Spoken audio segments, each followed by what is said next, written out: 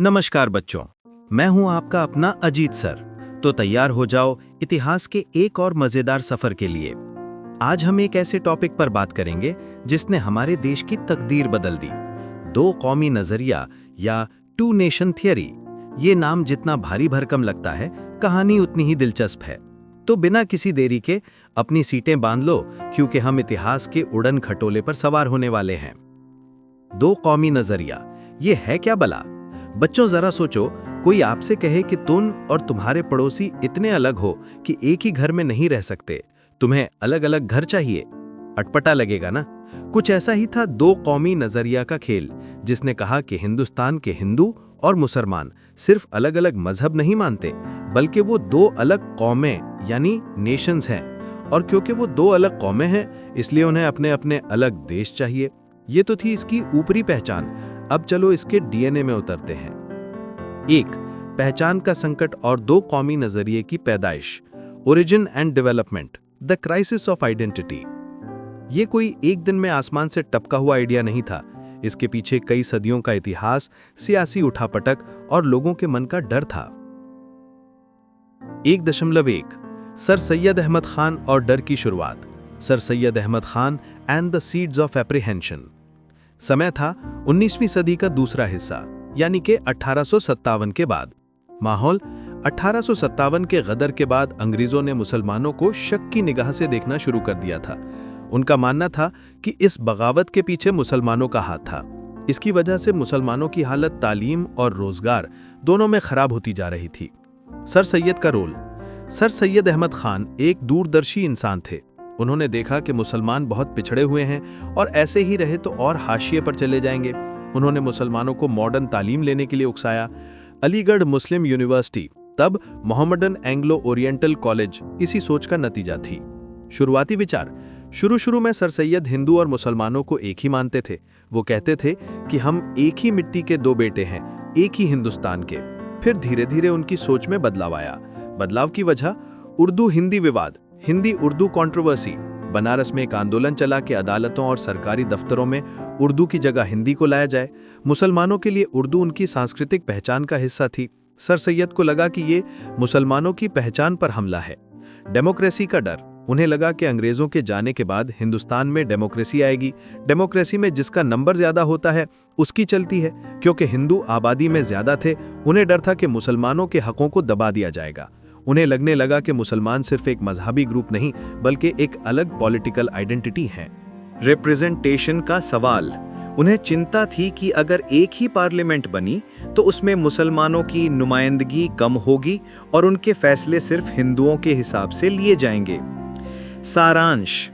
Sir Syed ने भले ही सीधे पाकिस्तान की बात ना की हो, लेकिन उन्होंने ही सबसे पहले ये महसूस किया कि हिंदुस्तान में मुसलमान सिर्फ एक मजहबी अल्पसंख्यक नहीं, बल्कि एक अलग सियासी इकाई हैं और उनके हकों की हिफाजत जरूरी है। यहीं से दो कौमी नजरिया के बीज जमीन में जाने लगे। 1.2 मुस्लिम लीग की बुनियाद 1906। Foundation of the Muslim league 1906। कब और कहां? 30 दिसंबर 1906 को ढाका, आज के बांग्लादेश की राजधानी में ऑल इंडिया मुस्लिम लीग की स्थापना हुई। क्यों बनी? इसका मकसद साफ था, मुसलमानों के सियासी हकों की हिफाजत करना और उन्हें बढ़ावा देना। शुरुआती मांगे। उन्होंने अंग्रेजों से मुसलमानों के लिए अलग इलेक्टोरेट्स की मांग की। इसका मतलब था कि मुसलमान सिर्फ मुसलमानों को ही वोट दे सकते हैं और मुस्लिम उम्मीदवार भी सिर्फ मुसलमानों के वोटों से ही चुने जाएंगे। ये मांग 1909 के मार्ले मिंटो सुधारों में मान ली गई और यहीं से बंटवारे की तरफ एक और मजबूत कदम पड़ गया। नजरिया का विकास। मुस्लिम लीग ने ही मुसलमानों को एक अलग सियासी शक्ति के रूप में संगठित किया। इसने दो कौमी नजरिया को एक सियासी शक्ल दी और इसे आम मुसलमानों के बीच फैलाने का काम किया। 1.3 मोहम्मद अली जिन्ना और दो कौमी नजरिया। Jinnah and the two nation theory. शुरुआती जिन्ना। बच्चों, ये बहुत दिलचस्प है। आज जिसे हम पाकिस्तान के बानी यानी फाउंडर के रूप में जानते हैं, वो शुरू में हिंदू मुस्लिम एकता के सबसे बड़े हिमायती थे। उन्हें ambassador of Hindu Muslim unity कहा जाता था। उन्होंने कांग्रेस और मुस्लिम लीग को लखनऊ पैक्ट 1916 में एक साथ लाने में अहम रोल निभाया था। बदलाव का दौर 1920 और 1930 के दशक में हालात बदलने लगे। गांधी जी का आगमन। गांधी जी ने सियासत को आम जनता तक पहुंचाया, जिससे जिन्ना जैसे एलीट नेताओं को थोड़ी परेशानी हुई। नेहरू रिपोर्ट 1928। इसमें मुसलमानों के लिए अलग इलेक्टोरेट्स की मांग को खारिज कर दिया गया, जिससे जिन्ना बहुत नाराज हो गए। गोलमेज सम्मेलन, राउंड टेबल कॉन्फ्रेंसेस। इन सम्मेलनों में भी हिंदू और मुसलमान नेताओं के बीच मुसलमानों के हकों को लेकर कोई समझौता नहीं हो पाया। 1937 के चुनाव। इन चुनावों में कांग्रेस को बड़ी जीत मिली और मुस्लिम लीग को खास कामयाबी नहीं मिली। कांग्रेस ने कई मुस्लिम बहुल प्रांतों में भी सरकार बनाई, जिससे जिन्ना को लगा कि कांग्रेस मुसलमानों के हकों की परवाह नहीं करती है। कांग्रेस का रवैया। जिन्ना को लगा कि कांग्रेस मुसलमानों को सिर्फ एक मजहबी अल्पसंख्यक मानती है और उनके सियासी वजूद को नहीं पहचानती है। जिन्ना का बदला हुआ रूप। इन सब बातों से जिन्ना को यकीन हो गया कि हिंदू और मुसलमान कभी एक साथ नहीं रह सकते। उन्होंने खुले तौर पर कहना शुरू कर दिया कि मुसलमान एक अलग कौम है, जिनके लिए एक अलग देश चाहिए। 1940 तक वो दो कौमी नजरिया के सबसे बड़े चैंपियन बन चुके थे।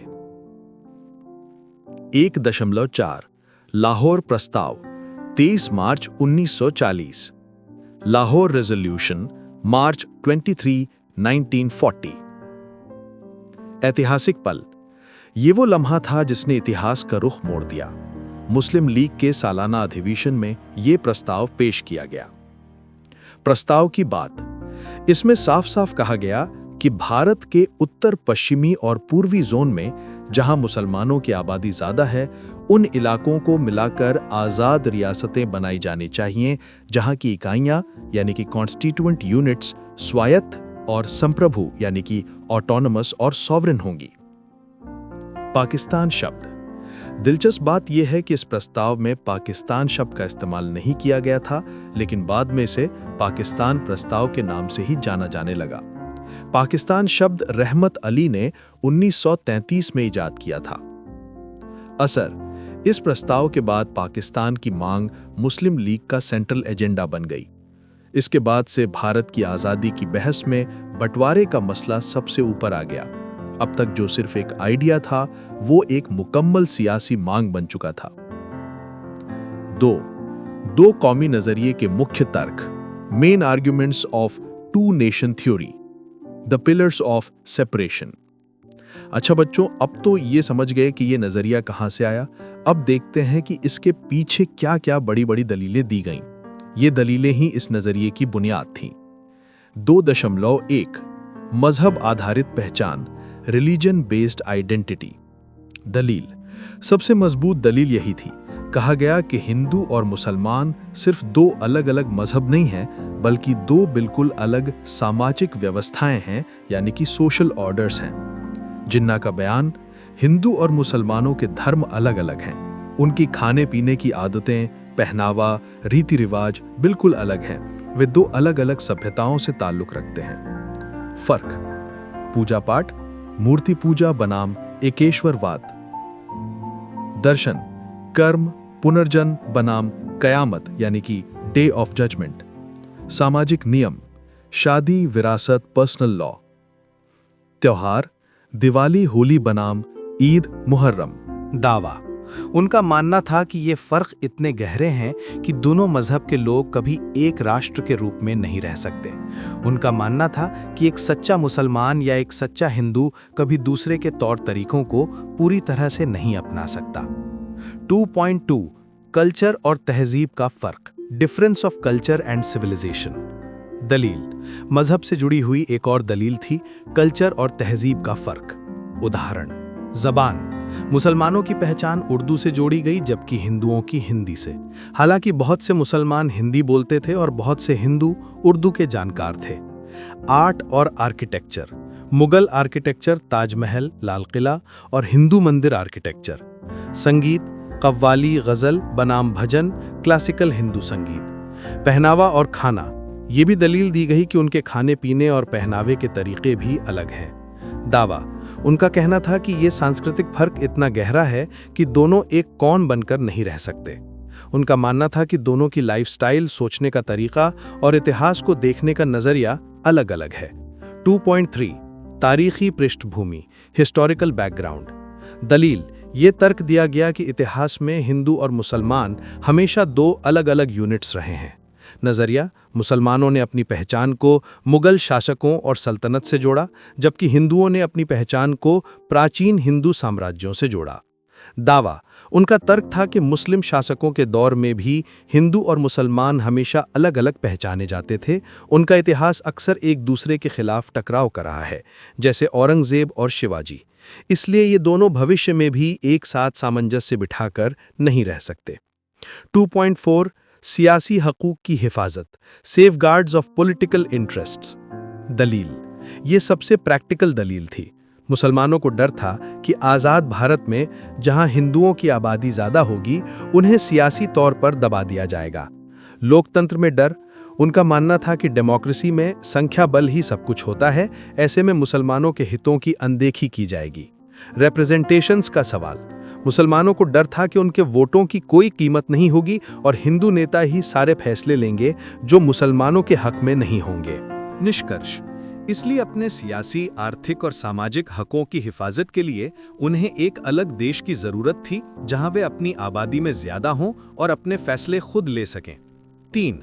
दो कौमी नजरिया के नतीजे, results of two nation theory, the cost of division. अब ये जो बड़ा आइडिया था, इसका नतीजा क्या हुआ, ये तो हम सब जानते हैं, लेकिन इसके नतीजों को और गहराई से समझना जरूरी है। 3.1 हिंदुस्तान का बंटवारा 1947, डिवीजन ऑफ इंडिया 1947। अंतिम परिणाम, 14 अगस्त 1947 को पाकिस्तान और 15 अगस्त 1947 को भारत दो आज़ाद मुल्क के तौर पर वजूद में आए। पंजाब और बंगाल जैसे प्रांतों को भी दो दो हिस्सों में बांट दिया गया। किसने किया? सर सिरिल रैडक्लिफ ने, जो भारत पहले कभी आए भी नहीं थे। उन्होंने रातों रात नक्शे पर लकीरें खींच दी। इसे रैडक्लिफ लाइन कहते हैं। प्रभाव, ये सिर्फ जमीन का बंटवारा नहीं था, बल्कि परिवारों, दोस्तों और सदियों पुराने रिश्तों का बंटवारा था। 3.2 जान माल का भारी नुकसान और विस्थापन, मानवीय त्रासदी। ये इतिहास की सबसे बड़ी मानवीय त्रासदियों में से एक थी। मौतें, अनुमान है कि 5 लाख से लेकर 20 लाख लोग दंगे, हिंसा और पलायन के दौरान मारे गए। पलायन, लगभग 1.5 करोड़ या 15 मिलियन लोगों को अपना घर-बार छोड़कर दूसरे देश जाना पड़ा। हिंदू और सिख पाकिस्तान से भारत आए और मुसलमान भारत से पाकिस्तान गए। महिलाओं पर अत्याचार, इस दौरान महिलाओं के खिलाफ भी भयंकर हिंसा हुई, जिसमें बलात्कार, अपहरण और जबरन धर्म परिवर्तन जैसे जघन्य अपराध शामिल थे। मानसिक घाव, जो लोग बच गए उनके जहन पर बंटवारे के जख्म आज भी ताज़ा हैं। कई पीढ़ियों तक इस दर्द को महसूस किया गया। 3.3 भारत और पाकिस्तान के बीच तनाव, कभी न मिटने वाला तनाव। बंटवारे ने दोनों देशों के बीच एक स्थायी तनाव पैदा कर दिया। कश्मीर विवाद, कश्मीर का मसला बंटवारे की एक सीधी देन है, जिस पर आज तक दोनों देशों के बीच जंगें और झड़पें होती रही हैं। सैनिक खर्च, दोनों देश अपनी जीडीपी का एक बड़ा हिस्सा डिफेंस पर खर्च करते हैं, जिससे डेवलपमेंट पर असर पड़ता है। संबंधों में कड़वाहट, व्यापार, सांस्कृतिक आदान प्रदान और लोगों से लोगों के संपर्क पर भी इसका बुरा असर पड़ा है। 4. दो कौमी नजरिया की आलोचना, यानी criticism of two nation theory, the counter arguments. जैसे हर सिक्के के दो पहलू होते हैं, वैसे ही इस नजरिया की भी बहुत तीखी आलोचना हुई। आलोचकों ने इसे एक गलत और खतरनाक आइडिया बताया। 4.1 भारत की कल्चरल यूनिटी को नजरअंदाज करना, ignorance of the cultural unity of India. दलील, आलोचकों का कहना था कि दो कौमी नजरिया ने भारत की हजारों साल पुरानी साझी संस्कृति और तहजीब को पूरी तरह से नजरअंदाज कर दिया। उदाहरण, साझी विरासत, हिंदू और मुसलमानों ने सदियों तक एक साथ रहकर एक दूसरे के कल्चर को अपनाया था। उर्दू और हिंदी का विकास, हिंदुस्तानी संगीत, कव्वाली, मुगलई खाना, सूफी संत और भक्ति आंदोलन, त्योहारों में मिलजुल कर शामिल होना, ये सब इस बात के सबूत थे कि हिंदू और मुसलमानों में साझी संस्कृति की कितनी गहरी जड़ें थीं। रोजमर्रा की जिंदगी, आम गांव और शहरों में लोग मिलजुल कर रहते थे, एक दूसरे की खुशी गमी में शरीक होते थे। उनके बीच दो कौमों जैसी कोई गहरी दीवार नहीं थी। 4.2 भारतीय मुसलमानों की विविधता की उपेक्षा, negligence of the diversity among Indian Muslims. दलील, ये तर्क भी बहुत मजबूत था। भारत के मुसलमान एक मोनोलिथिक ग्रुप नहीं थे। उदाहरण, बंगाल के मुसलमान, पंजाब के मुसलमान, दक्षिण भारत के मुसलमान जैसे केरल के मोपला, कश्मीर के मुसलमान, इन सब के रहन सहन, जबान, कल्चर और सामाजिक रस्में अलग अलग थीं। फेलियर, दो कौमी नजरिया ने इन सभी को सिर्फ मुसलमान के नाम पर एक करके देखा, जो इनकी विविधता को नकारना था। पूर्वी पाकिस्तान, जो आज का बांग्लादेश है, बाद में पाकिस्तान से अलग होकर बांग्लादेश बना, ये इस बात का सबसे बड़ा सबूत है कि सिर्फ मजहब ही राष्ट्रवाद की बुनियाद नहीं हो सकता, कल्चर और जबान भी उतनी ही अहमियत रखती हैं। 4.3 भारत में सेकुलरिज्म की गहरी जड़ें, deep roots of secularism in India. दलील, आलोचकों का कहना था कि भारत का इतिहास हमेशा से सेकुलर रहा है, जहां सभी मजहबों को इज्जत दी जाती थी। गांधी और नेहरू जैसे नेताओं ने हमेशा सेकुलर इंडिया का सपना देखा था, जहां मजहब किसी की पहचान न हो, बल्कि भारतीयता ही सबकी पहचान हो।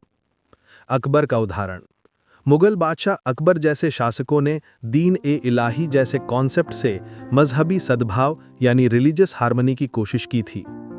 सारांश, भारत की आत्मा में सेक्युलरिज्म बसा हुआ था और दो कौमी नजरिया इस आत्मा के खिलाफ था। 4.4 दो कौमी नजरिया ने सांप्रदायिक राजनीति को बढ़ावा दिया। Two nation theory promoted the communal politics. नकारात्मक प्रभाव, इस नजरिया ने मजहब के नाम पर लोगों को बांटने और भड़काने वाली राजनीति को बढ़ावा दिया।